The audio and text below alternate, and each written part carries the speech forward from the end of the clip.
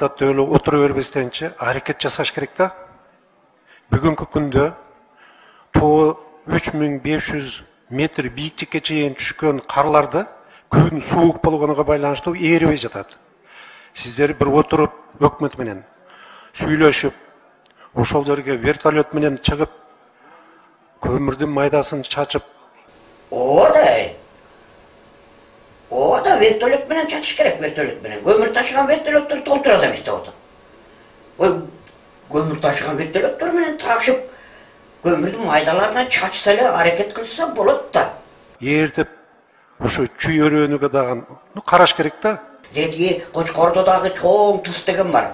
Көмүр эле эмес, ошо туздун майдасынан да вертолетке жүктөп кетип, мөңгүлөргө сепсе айланган Кочкордо дагы музду бар, мөңгүнүн баары ээрип, тоолордун баары суу көбөйөт да.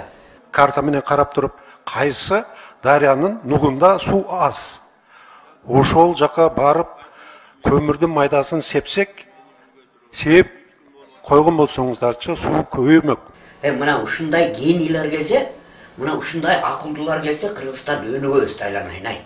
Мына ушуну мурда эле ойлош керек болчу. Вертолет деген эме көп да бизде.